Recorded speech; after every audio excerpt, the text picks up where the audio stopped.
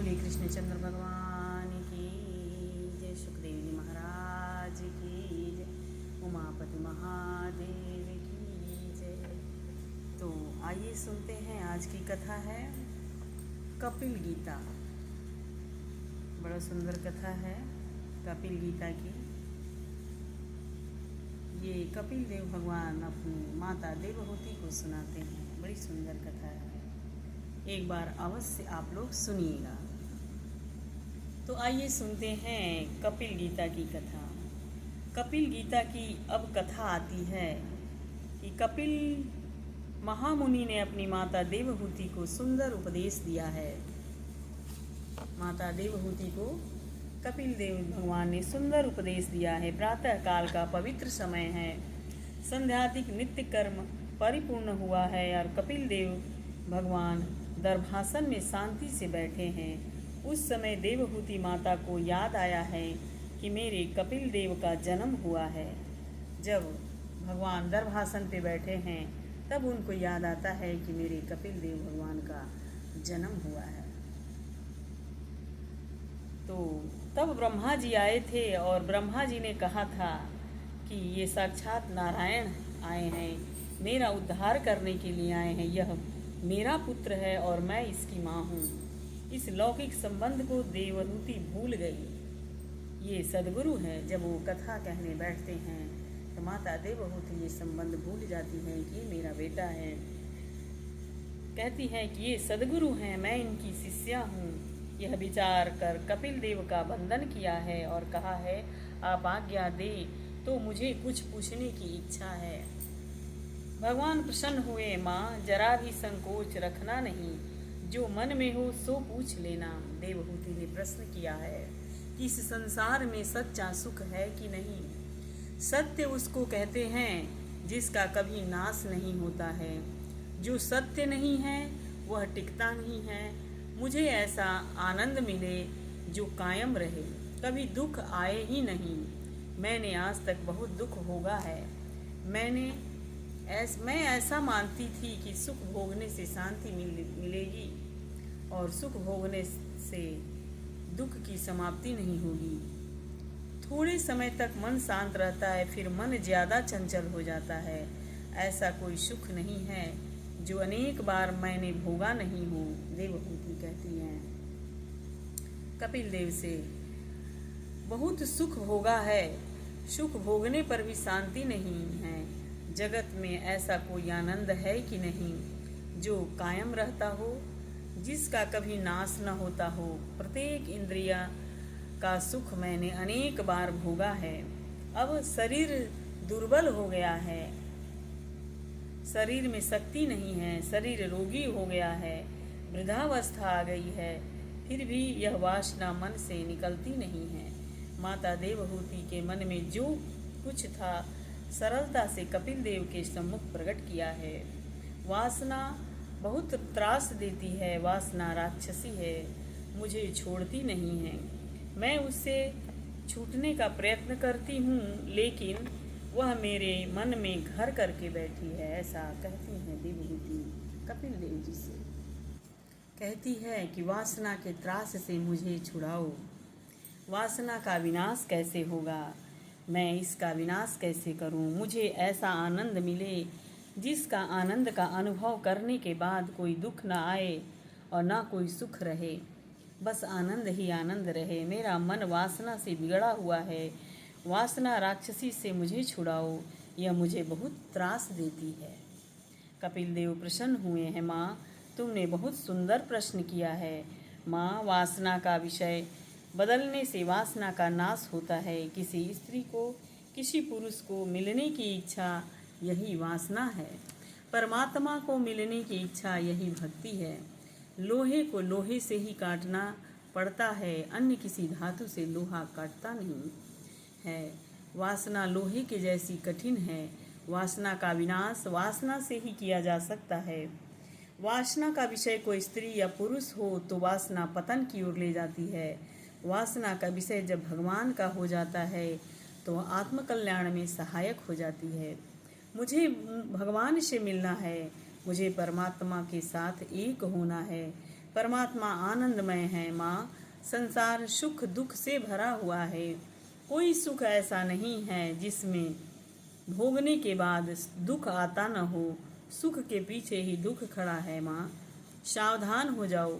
संसार में जिस जीव को सुख मिलता है उसको दुख भी भोगना पड़ता है, ऐसा कपिल देव अपनी माता देवहूति को कहते हैं। जीवात्मा को सुख की भूख नहीं होती, आनंद की भूख होती है। सुख और आनंद दोनों में अंतर है। बहुत से लोग सुख को ही आनंद समझते हैं। सुख और आनंद में बहुत अंतर है। सुख उसको कहते हैं जिसके भोगने के बाद दुख आता है, और आनंद उसको कहते हैं जिसका अनुभव करने के बाद कोई दुख रहता ही नहीं है। आनंद ही परमात्मा नारायण है माँ। संसार में आनंद नहीं है। संसार के जड़ पदार्थ सुख देते हैं, दुख भी देते हैं। आनंद किसी जड़ वस्तु में नहीं रह सकता है।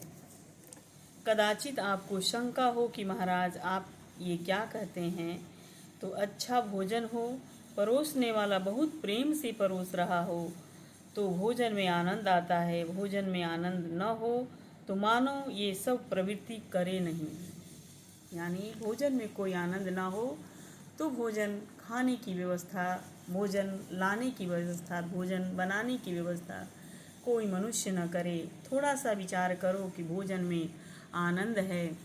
यदि भोजन में आनंद हो तो जिसके पेट में अजीर्ण है उसको भोजन करने से आनंद क्यों नहीं मिलता। भोजन में आनंद होता तो जिसको बुखार आया है उसको भोजन करने से आनंद क्यों नहीं मिलता है। क्या भोजन में आनंद है। जैसे कि बुखार लगता है तो हम लोगों को, चाहे किसी को भी, खाना अच्छा नहीं लगता है तो वही कहते हैं अगर भोजन में आनंद होता तो हमें हर समय ही अच्छा लगता।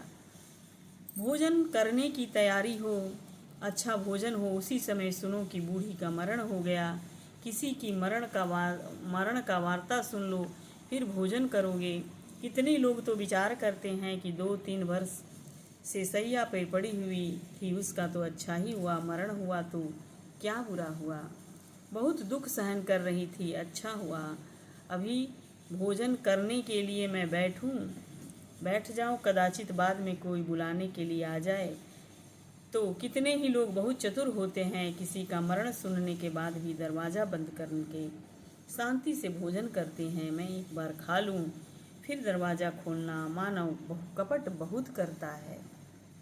किसी का मरण सुनने के बाद भोजन करने से मन क्यों हट करता है।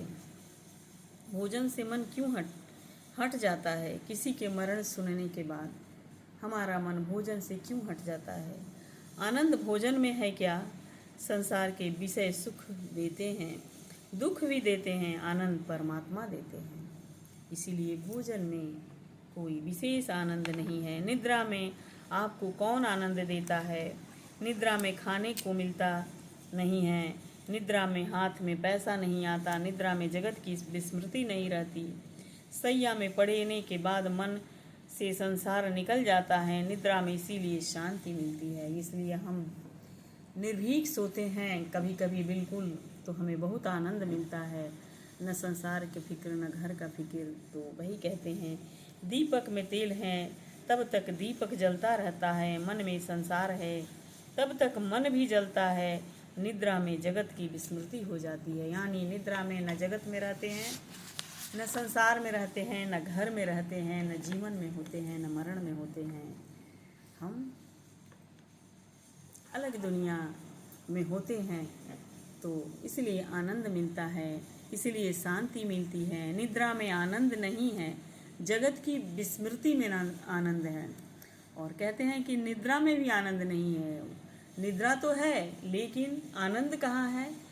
जब जगत हमको भूल जाते हैं, जब जगत को भाई खूब घनघोर नींद लगी हो, बेसुध होकर के सो रहे हैं, उसमें हमें कोई पता नहीं है कि हम कहाँ हैं, क्या नहीं कर रहे हैं, कुछ नहीं कर रहे हैं, तब हमें कितना आनंद मिलता है। उसी आनंद का अनुभव के विषय में कहते हैं कि निद्रा में परमात्मा का अनुभव नहीं होता है, जगत की विस्मृति हो जाती है। तो परमात्मा का अनुभव हो, परमात्मा का आनंदमय है, परमात्मा आनंदमय है। निद्रा में जीव जगत को भूल जाता है। जगत को भूलने से शांति मिलती है। संसार में शांति हो तो सब कुछ छोड़ करके मानव को निद्रा की इच्छा क्यों होती है? क्योंकि दिन भर के बाद हमें सोने की भी इच्छा होती है। अगर इस संसार में शांति हो तो हम निद्रा में शांति क्यों खोजते हैं? तो सब कुछ छोड़कर मानव को निद्रा की इच्छा होती है। अब थक गया हूँ, अब सोऊंगा। हाँ, बड़ा राजा हो उसको भी राजमहल में शांति नहीं मिलती है। राजमहल को भूल जाता है, उसको निद्रा आती है, तब शांति मिलती है। बहुत से लोग तो निद्रा के लिए गोली खाते हैं। हमें कहीं शांति नहीं मिलती है। जब तक हम जगे रहें, जगत में रहें, तब तक शांति नहीं मिलती है। शांति हमें केवल निद्रा में मिलती है, क्योंकि उस समय हम सब भूल जाते हैं। हम कहाँ हैं, क्या हैं, कैसे हैं, सब भूल जाते हैं। संसार दुख से भरा हुआ है। जो जगत को भूल जाता है, जो नारायण के रूप में तन्मय हो जाता है, उसी के दुख की समाप्ति होती है। उसी को आनंदमय परमात्मा का अनुभव होता है। जीव जब किसी जीव को मिलता है तब सुख होता है। जीव जब ईश्वर को मिलता है तब कैसा आनंद होता है। यही सुख और आनंद में अंतर है कि जब जीव परमात्मा से मिलता है तो उसे आनंद होता है। अब जीव किसी जीव से मिलता है तो उसे सुख मिलता है। कपिल भगवान कहते हैं, माँ, बिगड़े हुए मन को सुधारने के लिए ही मानव का जन्म हुआ है। यह मन बहुत बिगड़ा है, इसलिए दुखी होता है। मन गड्ढे में ही जाता है। मन पानी के जैसा है। पानी ऊपर से नीचे गिरता है, गड्ढे में जाता है। पानी कभी ऊपर चढ़ता नहीं। मन भी कभी ऊपर नहीं चढ़ता है। मन संसार वृक्ष के मूल परमात्मा ऊपर है। पानी कभी ऊपर चढ़ता नहीं है और मन कभी ऊपर जाता नहीं है। वैसे ही संसार वृक्ष के मूल परमात्मा ऊपर है, मन जाता है नीचे, इसी से दुख बढ़ता है। पानी को अगर किसी यंत्र के द्वारा अगर चढ़ाया जाए तभी वो ऊपर जाता है, अन्यथा नहीं जाता है। जैसे तालाब में पानी हमेशा नीचे, कुएं में पानी हमेशा नीचे, बारिश से जो पानी आती है वो हमेशा नीचे होती है, नीचे की तरफ आती है। इसका वर्णन यही है कि अगर हम किसी यंत्र से, कुएं से, बाल्टी से निकाले, समुद्र से या गंगा जी से हम निकाले तो पानी, ये तो पानी हमेशा नीचे की तरफ बहता है। तो वैसे बताते हैं कि भगवान ने जगत में अपने स्वरूप को छिपाया है। वैसे ही जैसे भगवान ने नाम को छिपाया, प्रकट रखा है और मन को भगवान के नाम में रखता है।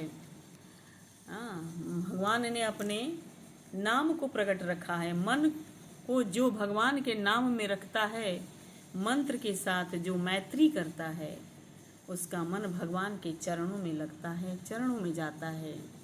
ऊर्ध्वमूलधः शाखम, यानी संसार वृक्ष का मूल परमात्मा ऊपर है, मन नीचे जाता है।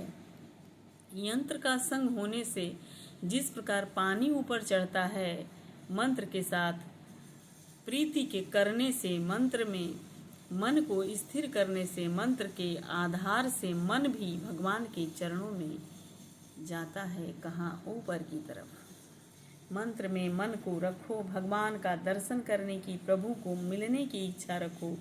सत्संग से बिगड़ा हुआ मन सुधरता है। संत की परीक्षा करना बड़ा कठिन है। संत को ही संत मिलते हैं। संत होने का प्रयत्न करो। संत है कि नहीं कैसे परीक्षा करोगे? नकली माल बहुत बढ़ गया है बाजार में। सच्चे संत जल्दी मिलते नहीं हैं। संत को संत ही पहचान सकते हैं आप और हम नहीं पहचान सकते हैं।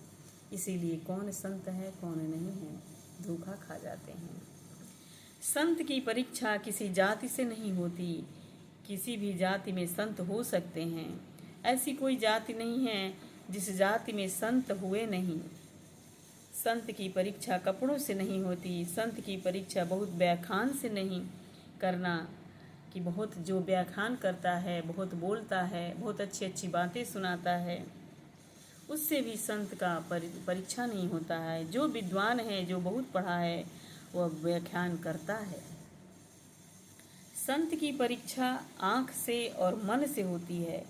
संत की आंख भगवान में स्थिर होती है और संत का मन शांत रहता है। संत अतिशय सहन करते हैं। सुख दुख का, मान अपमान का, लाभ हानि आदि विषय परिस्थितियों में भी जिसका मन शांत रहता है वह संत है। अनुकूल परिस्थितियों में शांति रखें, वह शांति सच्ची नहीं है। अनुकूल परिस्थितियों में शांति रखें, वह शांति सच्ची नहीं है। प्रतिकूल परिस्थिति में जिसका मन शांत रहता है उसकी शांति सच्ची है। यानी जब हमारा काम बिगड़ता है या जब हम परेशान होते हैं किसी वजह से, उस समय हमारा मन शांत है तो उस परिस्थिति में अगर हमारा मन शांत है तो उसको शांति, सच्ची शांति कहते हैं। कोई गाली देता हो, कोई तिरस्कार करता हो, कोई विपत्ति आई हो, फिर भी मन शांत रहे तो सच्ची शांति है। संत अपने मन को भगवान से दूर नहीं जाने देते। जो अपने मन को भगवान के नाम में रखता है उसकी शांति का भंग नहीं होती। उसी की शांति कभी भंग नहीं होती। तन कहीं भी जाए मन को भगवान से दूर मत करना। मन को भगवान से दूर नहीं जाने देना, ऐसा कहते हैं।